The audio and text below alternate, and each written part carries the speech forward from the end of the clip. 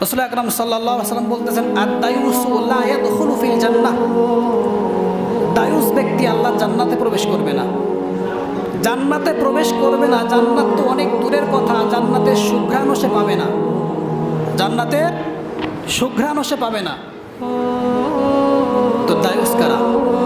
স্বামী, পিতা, বড় ভাই, বড় সন্তান, এই চার শ্রেণীর ব্যক্তি, নারীর অভিভাবক যারা, এই অভিভাবক যদি ওই নারীকে, তার অধীনস্থ নারীকে পর্দার সাথে না রাখে, রাসূল বলতেছেন যে তাদের নারীকে পর্দায় না রাখে, মাকে, বোনকে, স্ত্রীকে এভাবে পর্দায় না রাখে, ওই সমস্ত পুরুষরা হলো দায়ুস। জোরে কন্যা নাউজুবিল্লাহ। আর দায়ুসের ব্যাপারে ঘোষণা, আদ-দায়ুসু লা ইয়াদখুলু ফিল জান্নাহ।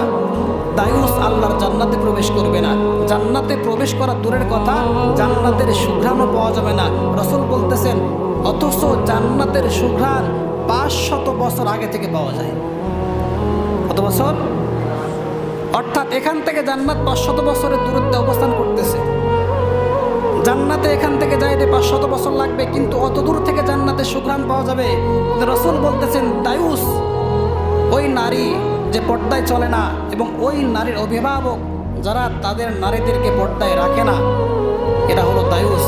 এরা জান্নাতে তো যাবেই না, জান্নাতের সুঘ্রাণও পাবে না। জোরে কন্যা নাউজুবিল্লাহ।